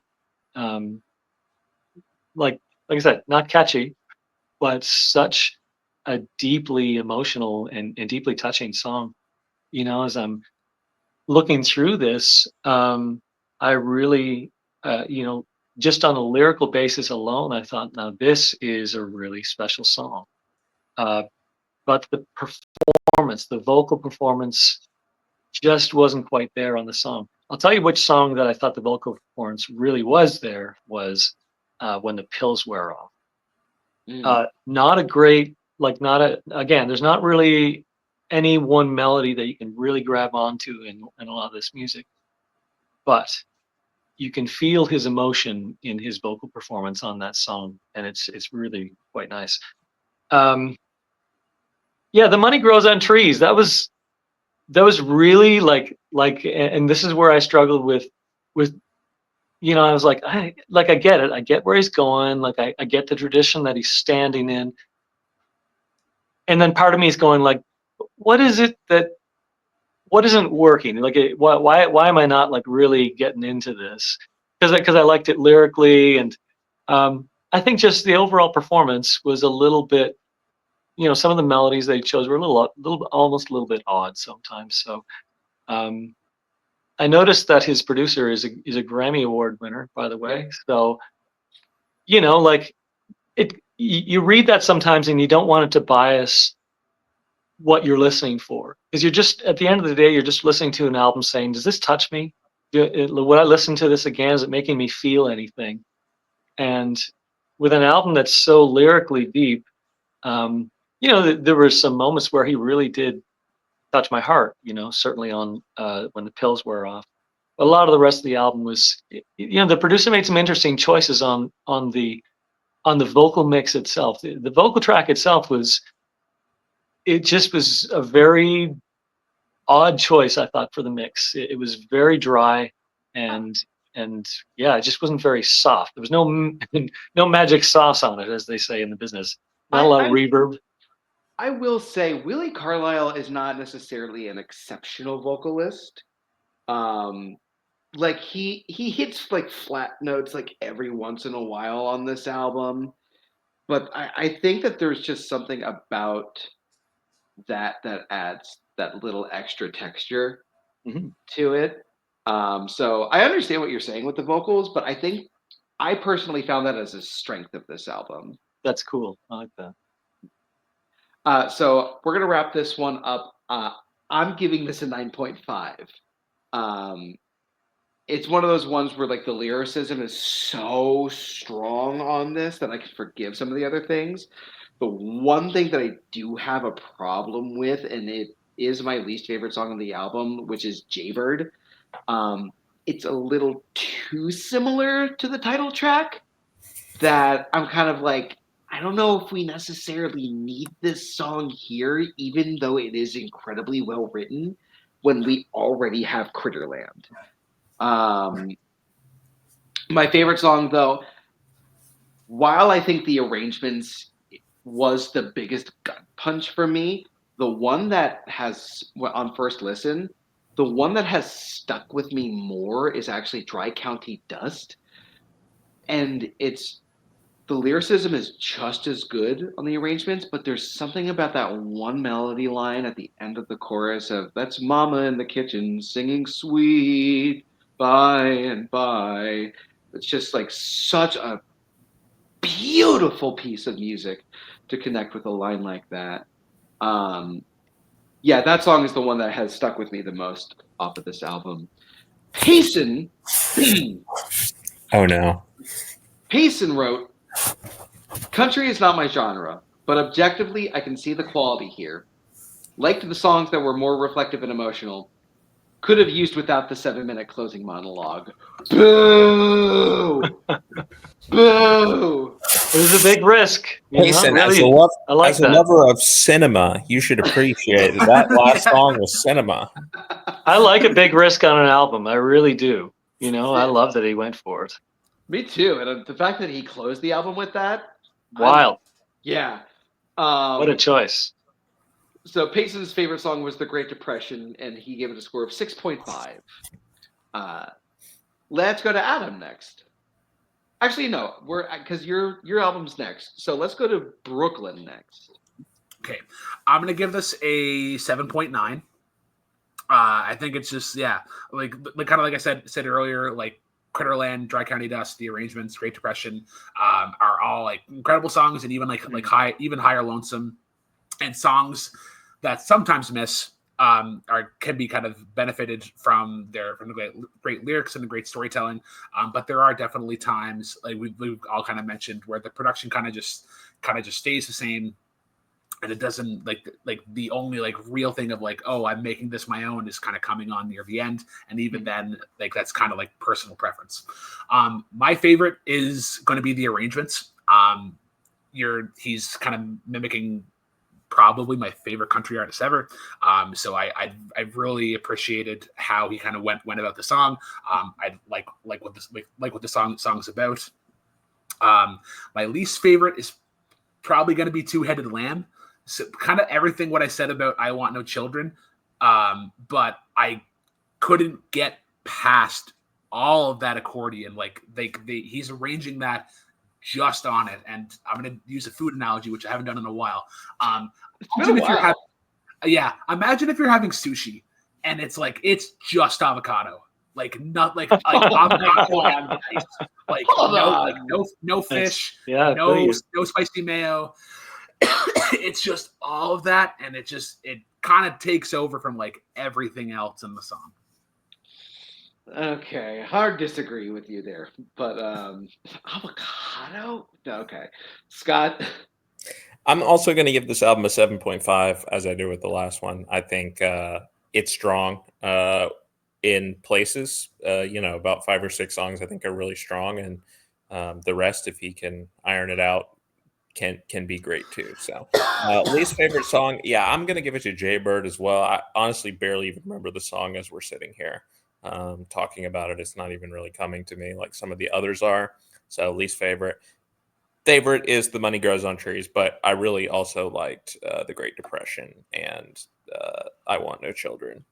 I think are really strong too. All right, Adam, close this one out. Sure. The best song for me would be the arrangements, I think, just because I think it lyrically was a great piece of work. And despite, I didn't really like the sound of this album overall. But, when you have to do a little bit of extra work as we're doing here, but typically a listener is not going to do that much work. If you want to get them into those lyrics, they've got to love the melodies as well, and the melodies weren't there for me. So I would say that my least favorite song was Two-Headed Lamb. It was exactly what Open Sex. Actually, just a kind of a weird arrangement, weird performance. Too much avocado. Too much avocado. I couldn't have said it better. So, but I see what he's doing in the genre. In the genre, I think I would give it a 6.2 out of 10. Okay. So let's close out on you. Tell us more about The Miseducation of Lauryn Hill by Miss Lauryn Hill. All right. Well, this is an album that I'm sure. This is an album that I'm genuinely surprised when somebody hasn't heard of Lauryn Hill, which it happens from time to time. But she was a massive artist. It's almost like not hearing of, I don't know, Madonna or David Bowie. Like, even if you haven't listened to her, you know who she is just because she was this sort of icon of the time. When this was released in 1998, which blows my mind because I remember when it came out. And I didn't really know anything about it. Like, I grew up in a really small place on a road, on a farming community. And we only had 2 television channels and like a couple of radio stations that you could access. But that was it. Brooklyn knows what I'm talking about. So there just wasn't, I wasn't hearing this type of music. I was here on the radio. I would hear the top 40. That's all I had access to. Sometimes I'd listen to public radio, like in Canada, CBC radio, and be able to get some weird music on there. But I actually kind of had to listen to it in secret. When I found a band that I really liked, if you live in a small town, you sort of are grouped into what kind of music that you like. You have, at that time, we had albums that we shared around. So your friends, it wasn't like you could listen to everything. Every album that I listened to was an investment of my hard-earned money. So the only music I had access to was the radio and whatever album I could buy. And so you didn't take a lot of chances on the music you were going to buy if you hadn't heard it yet, because it might cost you $20 to drop an album and you can't take it back. So you're kind of stuck with this album. I've had albums that I've bought and I've hated when I got it, but I didn't have anything else to listen to, so I just kept listening to it, and eventually I loved those albums. So when this album came out, I had never been exposed to music like this before. It was something absolutely fresh, because we all lived through the kind of dawn of rap in the top 40 scene of like the MC Hammers and this sort of thing, and it was terrible. Like it was cheeseball. Like it wasn't really what was happening in hip hop at the time, but that's all that we could hear. And suddenly Lauryn Hill comes, and this album is like, it's reggae and it's R&B and it's soul and it's gospel and it's funk and it's neo soul, it's hip hop, it's rap. Like it's all these genres sort of seamlessly, uh, seamlessly, I can't even speak anymore, seamlessly sort of flowing between these genres, that you don't kind of go like, oh, well, she's trying to do a reggae song there, or she's trying to do a Motown song there. She's trying to do, like, she's not. It really does sound like a really unique album. And I think that the reason why I really chose this album is because, like, people have talked about this album to the end of the world. Like, there are whole entire podcasts dedicated to just this album and all the stuff that went on behind the scenes with her and Wyclef Jean from the Fugees, and also her the father of their child, one of the Marleys. So there's all this sort of drama that happened in the background, but I didn't know any of that at the time. You know, I didn't have access to that kind of information. There was no internet. All I knew was that I love this album, and it was a really, it was a real gateway album for me into a whole pile of genres that I had never considered before, especially neo soul. And so this is the album that kind of led me to head to D'Angelo and Mary J. Blige, who both appear on this album. But also, you know, I saw that Carlos Santana was on there, because he used to read the liner notes and see who the musicians were and whatnot. Like, Carlos Santana, that's, well, I know who that is. So like all these worlds were sort of colliding of music that I thought was cool, and it kind of led me in a whole bunch of different directions. This album, to me, like, you know, it might be challenging for some people because it's a concept album that really has an overture. Like, you ever watch 2001 Space Odyssey? Mhm. In the very beginning of that movie is just a black screen as this music plays, right? This orchestra is warming up. So movies used to do this. They would have an overture, and it was just like to calm your heart and mind, to get into the zone, the theater zone, the cinema zone, that you're about to. You got to set your mood. You know, you ever go to a movie and you're in a really bad mood and you just, like, you can't pay attention? Like, sometimes you got to stop and take a breath. And for this album, it starts out and you hear these sort of this school scene, and they're talking, you know, throughout the album, they're sort of like exploring this idea of what love is a little bit. And I always love the fact that she's not there. She missed that day at school, you know, like in the album. So this album has it has that sort of overture kind of feel to it, where it starts out with its little vignette and then gets you right into the music. So like I said, there's been so much said about these albums. I think that what I would like to say about this album is that it has technical prowess. I mean, the mixing and mastering on this album are, to me, second to none. The instrumentation and the musicians' performances on this album are just mind-boggling to me. You know, as I've listened to them over the years, over and over and over again, they never seem to get old, and I can't hear them any other way. It's one of those albums. Her technical ability and her pitch, her harmonies, her groove, her timing is really, I mean, the technical ability, but also the believability of her vocal is really something. People often ask, you know, they say about Beyonce, you know, what is it about Beyonce? Like, I don't really like her music, or this sort of thing, because a lot of people love her music and a lot of people don't. And I'm like, well, you know, I don't know what it is for you, but for me, it's that she is so technically powerful, but sometimes she has a difficult time being believable. You know, she sounds perfect as a singer. She's an amazing vocalist, but sometimes she can't touch your heart like someone else, maybe another singer could possibly touch your heart. And I think Lauryn Hill does both of these things. He's proven to be a huge influence. If you listen to anything by Little Sims these days, you can hear that real direct influence that Lauryn Hill has had upon her, or even but the neo soul scene in general. I mean, like this is what sort of blew the roof off the neo soul scene. That artists like D'Angelo and Common and Bilal, all these artists sort of actually, to me, owe it to artists like Lauryn Hill because she really brought it into the mainstream. This album won 5 Grammys. It was nominated for 11, and this was her first solo album after the Fugees. And the only one that she's done to this day, right? Yeah. The only Well, one that no, can she do had this the day. MTV Unplugged. That's right. And that's another thing is that a lot of people are like, well, like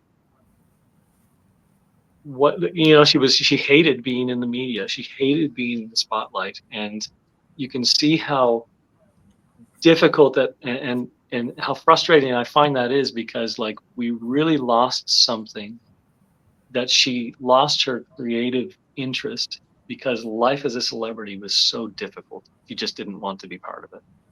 And what a shame that the American media treated her the way that they did, because just imagine what she could have done. Anyway, this album has meant a lot to me. It has been extremely influential upon me. It has a lot of the themes in this album, such as love and motherhood and infidelity, her relationship with God, heartbreak, growth, what's it like to be Black and a feminist. I mean, like, she has something to say on this album. She has a lot to say, and she doesn't seem to hold back. So I think that this, to me, is not only an amazing album musically, but it has that other aspect of lyrically. This is an extremely dense and extremely personal album, one that's very daring and very exposing. If you look at an artist like Kathleen Edwards from Stittsville, Ontario in Canada, she wrote an album called Soft Place to Land, or no, Soft Place to Land was one of the songs on it, Voyager. And the album was so deeply personal that she quit music for, I think, about 6 years. She couldn't do it because her whole life was on display. Imagine if somebody took all your relationship problems and everybody was talking about them. Everybody. You're like, oh, people probably aren't talking about me. This time everybody was talking about her. And this happened with Kathleen Edwards as well. And she quit music. And Lauryn Hill faced the same sort of thing. Everybody scrutinized her relationship and all the themes in the album. What's this about? What's that about? Like, she went in deep, and then people almost like used it against her. So that's what we want from artists. But sometimes it's a cruel sort of reality that you can't get onto the next project because people were assholes to her. But yeah, amazing album. I'm in love with this album. I'd like to hear what you guys think about it, though. So, and I'd also like to hear, especially if you haven't heard it before. I was about to ask, has anyone heard this album beforehand? Oh, I yeah. have. Yeah. I like have music, not. so yes, I've heard this album before. I have not. Ooh, So, wow. I'm so excited to hear somebody who hasn't heard it before. we'll save me for last then. All right. Let's go to Brooklyn. All right, so I want to comment on the radio thing that Adam was talking about, because one of these songs in particular. So first off, CBC radio, incredible radio station. One of the best music programs on there is called Marvin's Room. It's on the afternoon. It's all like R&B and mostly Canadian R&B, and then also Maritime Mornings, or just in general anything that Bill Roach hosts. Between that or like East Coast Music Hour, this is kind of a great way to kind of highlight some upcoming artists in the area. But the top 40 radio station in particular, I remember growing up, and anytime that there was a pop song that came on and it had like a rap verse, they kind of took it out. The first example that popped up into my head was Payphone, well, like Maroon 5, and then like Wiz Khalifa comes in. When Wiz Khalifa normally comes in, they did an edit where it's just kind of like the backing track. But for some reason, doo-wop kind of got around that. It was the only song that I remember being played on a top 40 station that had that a lot of that rap. We've talked about doo-wop to death on the Like 500 Stones. I really like when a rapper goes off rhythm to kind of accentuate some lyrics, whatever they're saying in the song. And you really get it in that. This time around, I really noticed the construction of an album, and particularly how they use the skits. And like Adam, you kind of alluded to it, because like a few episodes ago, we brought up TLC Crazy Sexy Cool and how they kind of interplay skits, but they're kind of their own thing. And this time around, the skits really kind of play into the progression of the album. And you alluded to it, like kind of like that class moment, because the first section of this album is quite angry. Like it's like fresh off of a breakup, and you can really hear it with like Lost Ones and like X Factor. Oh, yeah. But then as you come around to it, like you have like I Used to Love Him with like Mary J. Blige, and like I love the mixing of voices between Lauryn and Mary J. Blige. They just do really well. Also, the harmonies in this are incredible. Lauryn Hill just has a really good job of harmonizing with herself, and how her voice kind of plays into the album. And then, like you're already mentioning it, like D'Angelo's there. And as you get on to the latter half of the album, there's this really like loving kind of sense to it, and there's really this kind of like missing and yearning for someone. So I really appreciated that. The other thing that kind of blew my mind is that Carlos Santana is on this album. He's credited on this album, and he's not even giving the best guitar performance on this record. I need to give love to pronunciation, Jahari Newton, the person that is doing the guitar on X Factor. There is an incredible solo on there, and it was that song that made me realize, all right, like this is why Adam loves this album, because one of the best like call and answer moments of this album is when she's using that lead guitar to kind of accent whatever line she's delivering at that time. But there's a nice little mix. The only like real question I have in terms of arrangement is that cover of Can't Take My Eyes Off You. It was weird to kind of have the cover as like the second last track of the song.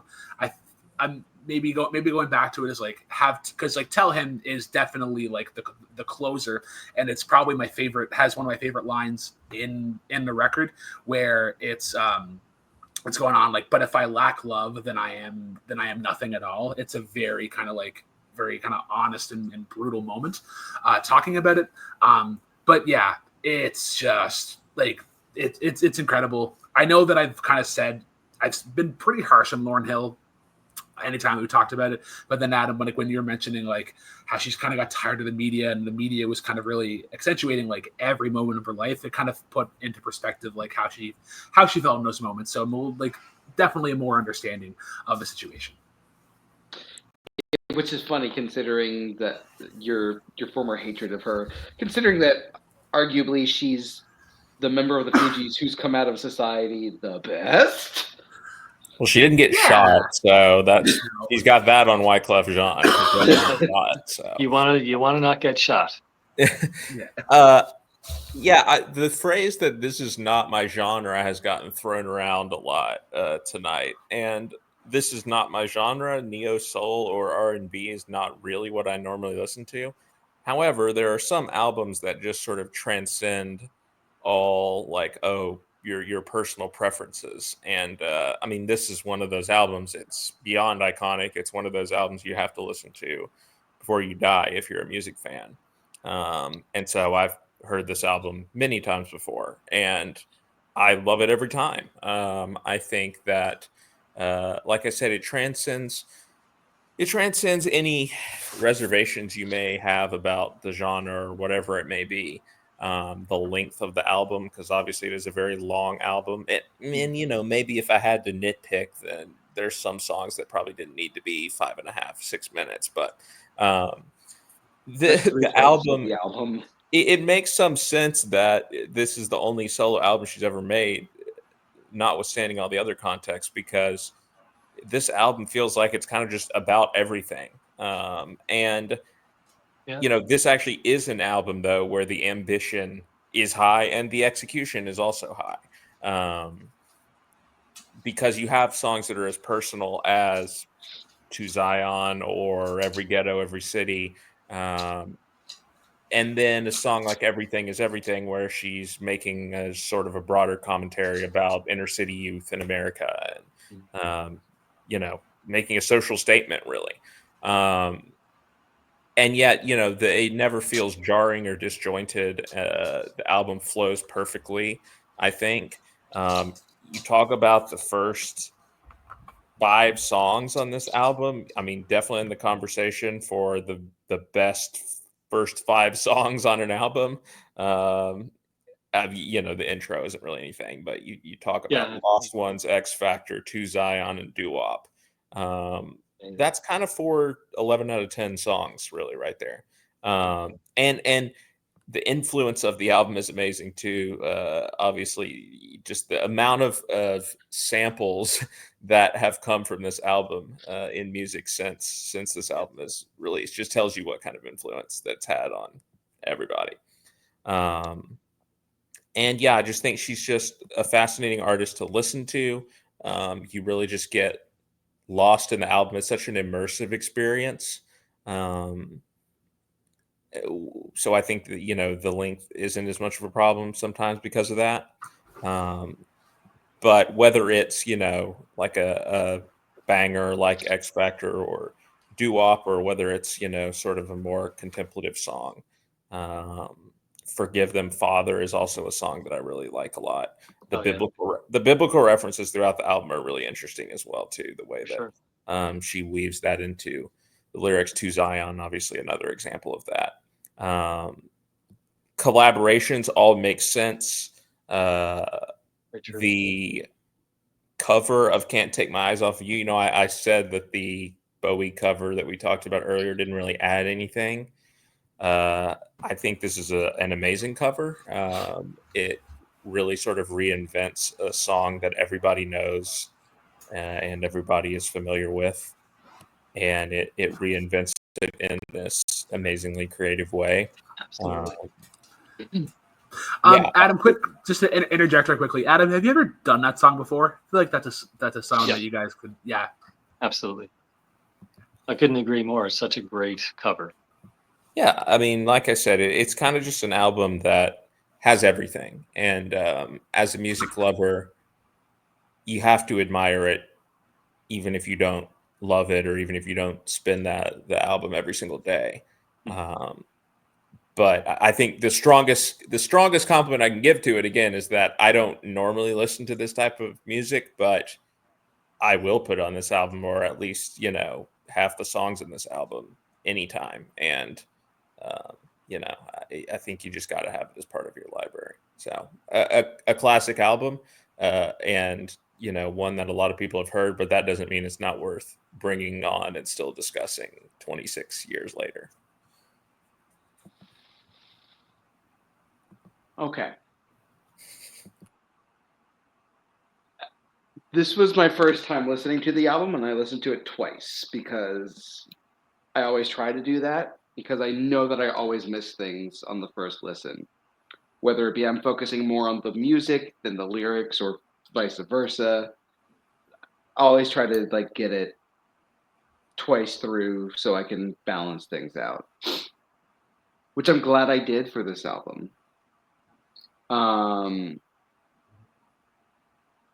I still think that this is an album that is great. It's definitely an album that's worth listening to. It's definitely one that has earned its place in music history. I think it's maybe just a tiny bit overhyped, though.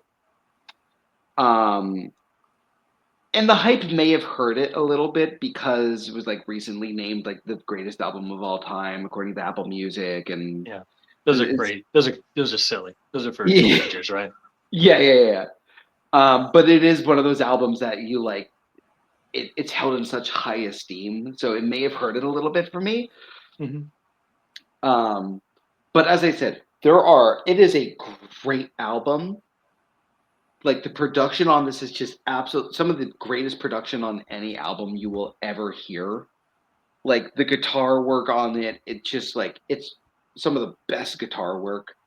The way that the vocals are layered and mixed in with the instrumentation is just absolutely incredible. Mm. The way that moments kind of like layer in on each other like an X Factor are just like absolutely stunning to listen to. And lyrically, there's like a lot of really deep, emotional, personal lyrics that really shine through on the record. They don't feel like they feel genuine and they connect with you. My biggest problem with the album, though, is that two things. One, it's too long. Like 3/4 of the album are about 5 minutes. Not to say that I think that's like the worst sin in the world. It's really not, because it is a deeply personal album. So I understand why things are that long. But the biggest problem I have is that I started to kind of see where the formula was. Like I started noticing things in like later tracks, and I was like, all right, well, that's a very similar groove to this song, or that record scratch is kind of effect is used a couple times in this song and this song. That bass, like the bass line is very similar to like this one, even though they're not the exact same. And I kind of started to see the formula appear in front of me as the album went on, which kind of took some of that personality away and started to kind of replace it with a little bit of formulaic. Not in enough where I think that it ruined the album, but it did kind of hamper it for me. But I understand why this album is held in such high regard as it is. I don't know if I would quite put it on that pedestal, but it's definitely an album that is worth listening to. It is worth devoting your time to because it is an experience. It very much is. So that's my thoughts on it as a first-time listener. Payson Very cool. told me that unfortunately he was going to listen to it today, but because of circumstances, he was unable to get to it. He said that he is very much still looking forward to listening it on his free time, though. Well, So we don't want to hear what he has to say about it, though. Gotta be too late. You can't. I You want can't him tell to what he thinks about personally it anymore. DM all of us once he finally does listen. No. Yeah, Payson, when you get to this point in the video, just put your thoughts like in the comment of the Actually, Facebook. every morning I'm Do going not to do I'm not gonna text message- me. Every morning I'm going to message him every single morning and say, "Did you listen to the Miseducation of Lauryn?" Yeah. No, don't care anymore. He's dead to me. I want him dead. I want his family dead. I want his house burned to the ground. All right, with that, let's wrap this one up. Adam, this is your album, so give us your score, your favorite song, and your least favorite song on the album. I thought that was an interesting thing that you said about this ending up on a best album of all time list or something like this. Because those are like the clickbait things, right? Like, and Yeah. I can see what you mean by that. Because like whenever I see all these, there's always these things that they have. Who are your top 10 GOAT rappers? And I'm like, you guys like in grade 2? Like this is music. And We're then making music. And then they'll put out like a greatest guitarist of all time list and not even include George Benson. Yeah, like who cares? Who cares? Like you like something or you don't. And I think the idea is like with an album like this, it really kind of like I think for me it was such a monumental album that it was doing something and saying something that hadn't been done and said before. And if an artist can really do something like that, I remember when Michael Kiwanuka's second album came out, and I went like, okay, this is brand new. This is a fresh sound. Like that's finding a fresh sound these days is very difficult, and Lauryn Hill at the time really did that. So I think my favorite song on this, it changes all the time, to be totally honest. But I would have to go with Every Ghetto, Every City. That's just got that great Stevie Wonder vibe to it, and it's just there's some amazing clav playing on the song. It's just like the grooviest song. Although my favorite song changes all the time on this album, so I would say my least favorite song. Ooh boy, I don't really. Maybe When It Hurts So Bad wouldn't be my favorite song. Um, but yeah, I've got a soft spot in some ways for all these songs. Yeah, I'd give this album. Hmm, I, I don't know. This is one of my top albums for sure. So I'd have to give it a pretty high score, like a 9.5. Not a lot is gonna get above a 9.5 for this. All right. Let's go to Scott. You are muted, sir. Dang it, I almost never do that. 9 out of 10. Amazing album, iconic, classic. Yeah, not much else to say. Least favorite song. Oh gosh, I don't know if I have a least favorite song. The intro, I guess, because it's not really a song. I guess I'll go with that. There's probably a song. Sure. There's probably a song in the middle that I'm forgetting that just kind of gets lost. But favorite song, again, I think you could pick any of those first 5 songs for me, first or 2 through 5. But today I'm feeling like Lost Ones, maybe. I think just comes right out of the gate, just and hits you in the face with the combination of the hip hop and the R&B and the soul. And right away, you're in for something special. Okay. Brooklyn, let's go to you next. Yeah, I'll agree with Scott. This is a 9. It's just a solid album front to back.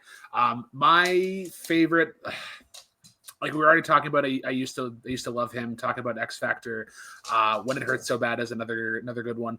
I'm actually gonna give it to Lost Ones. Every time that I throw on this album, it just gets me excited for what is to come. It does a very good job of just kind of getting you pumped up for it. My least favorite would probably be Superstar. It's one of the only times on the album where it's like you could have got left off, and I probably wouldn't miss you, and it wouldn't deter from the quality of the album. But yeah, great time nonetheless. I'm giving it an 8.5. As I said, like it is a production marvel. The vocals are absolutely incredible. The way that some of these things like layer in together is great. I just have that little slight problem with it being like too long, which is nitpicky. I admit it. That's a me thing. But also kind of just like seeing like things where they weren't motifs, but they popped up enough that I'm like, this is a formulaic choice, like a science experiment almost. But it's still great. So my least favorite, I actually agree with Brooklyn. It's Superstar. Because it was the one song on the album where I'm like, you're coming off a little bit too preachy right now. Like you're and it's sort of becoming a little cheesy. Not to the point where it was like necessarily bad, but it was the one that started kind of like pushing me away a bit. Mhm. Favorite is hard though. Y'all brought up some great choices. Even I still think that the title track and Tell Him are also great choices. And that duet with D'Angelo, Nothing Even Matters. Oh yeah, Huh? amazing. So good. But it's X Factor for me. Just the way that everything comes together. And Really amazing. there are a few moments in music that shake me to my core as much as the moment where like all the vocals start to come together. You said you care for me, and like that. It's such a magical moment. So that would be my personal choice. And then I Payson wonder, had I wonder if nothing to say. anybody ever, took that moment and kind of sampled it and like, what if we sped it up a little bit and then we turned it into kind of like a dance hit? I wonder what would happen. I don't know if that would ever work. It was sampled by was it Don't Drake? give. Drake, yeah. Yeah, Drake did X Factor. Don't give the TikTok kids that, yes. Though it was a Vine before, was it? It's like one of the only like memorable like kind of like Vine challenges. All these people like hopping out of their car to do the dance and then come back in. But yeah. All right. So with that, we are going to go into our final round. Everyone, I'm going to ask you for the album that someone else brought that you thought was the best overall pick. I'm going to start with Adam on this one. All right, I'm going to give it to David Bowie, Aladdin Sane. That's an album that I'll probably take another listen to. All right. Scott, let's go to you next. Yeah, it's the Miseducation of Lauryn Hill. Definitely the best album, other than mine, and maybe also including mine too. Brooklyn. Yeah, while Aladdin Sane checks off a lot of the boxes of things that I love about music, and one that I'll be going back to, it's the Miseducation of Lauryn Hill. Just great structure, great performance, great arrangement, all throughout it. Time to piss off the internet. I'm picking Late Show. I actually like Late Show the best out of all of these other albums. It's a really fun album. It's a dope ass album, and it just comes together a little bit more cohesively to me personally. And now, feed me your hate, internet. But with that being said, guys, thank you so much for hopping on. I really do appreciate it. I love talking music with y'all. Brooklyn, any last thoughts before we wrap this thing up? Just to thank everybody that's been on this year. We've had a lot of cool guests. We've had a lot of repeating guests. I know we already have one thing lined up for the start of next year that we're going to be pretty excited about. But yeah, it's been a great discussion of music throughout this year. I don't know, I forget who it was on the show. Maybe it was Jake, or it was somebody that was talking about like if we took all the scores from the albums and kind of just compiled them into a list to see like where these albums rank amongst it. So that might be a project for me while we're on holidays. That might be feasible. Yeah. Yeah. So thank you all for watching. We are going to be skipping next month because we normally record these things a little bit in advance, and it's coming up on the holidays. So we want to spend time with our families and our loved ones. So we will see you, I believe, let's see, February? I hope I'm not dating this wrong. So nope. February, because we'll be recording. Yeah. Great. So we will be seeing you in February. Please join us when we do that episode. But for Adam, for Scott, for Brooklyn, for Payson, and for myself, Andrew Barr, thank you all for watching. Happy holidays. Celebrate Thanksgiving. And keep on rocking. Drive safely.